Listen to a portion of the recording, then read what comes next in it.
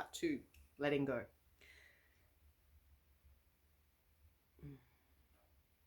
So only when you really understand something can you truly let go. Letting go is relinquishing attachment to outcomes and desires and expectations and accepting what is. And life promises us many things, especially because we live in a consumer culture.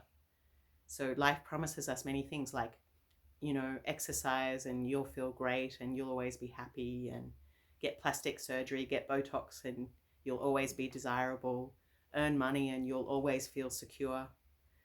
But I realized when I was young and my father died when I was 14, I just realized my father went to work every day and did all the things everybody's supposed to do, like have superannuation and pay taxes. And I just realized actually we're going to die. So, I mean, we should have a job and participate in society, and we need money. But money is not the end goal of existence. You're not here just to pay taxes. You're here to uncover meaning and contribute love and grow and feel joy, and contribute to society and make the world a better place than when you came to it, not just pay taxes. And my parents had this very secure middle class upbringing, which was a beautiful thing actually.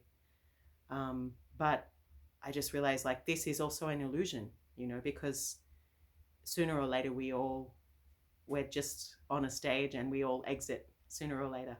It was such a shock to realize this routine, very concrete world we had could just fall apart. Like somebody takes the top off a doll's house and the walls fall down, and you realize the world is just a much bigger and more uncertain place than you thought. So non-attachment means free. It doesn't mean we don't care, but we care in a skillful way, that we love and care in a way that liberates us and does not tie us into bondage. Like your love should liberate the other person to allow them to be the best person they can be. And if it so happens that you change and you no longer go well together because you want different things, then you should set each other free. And if it so happens that you need each other's help and you grow together, then that can be a very beautiful thing, and you can create something very stable and long-term.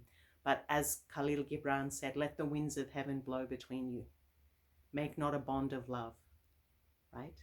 But let the winds be like two pillars through which the winds of eternity blow.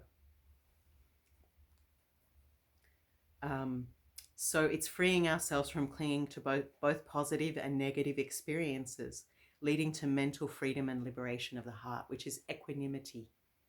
Equanimity is seeing the bigger picture. Good, bad, who knows? Yeah.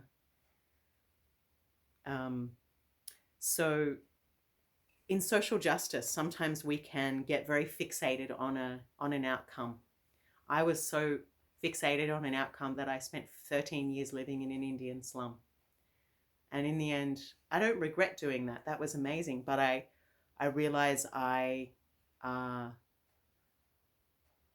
of was obsessed. And I really thought, there'll become a day where we will have something better and things will change. And I did change the life of a few hundred people. But I realized the system is bigger than me. India is bigger, so much bigger than me. And an individual can only have so much impact. So you need a spiritual practice. You need to rest in peace and timelessness in order so your spiritual activism doesn't burn out. And you can turn up to a forest blockade or a women's right march or an anti-domestic violence thing without expending too much energy in rage, right? Because rage steals your joy. Put your energy, your anger, purify it into compassion, into love in action. But don't allow rage to steal your joy, so that you're living in a constant state of flight or fight, because it's exhausting and it will ruin your health and well-being. And that's kind of what happened to me. My immune system got very low and I burnt out. because I was just always in a state of flight or fight, because I saw a lot of really traumatic things. You know, I haven't had an easy life.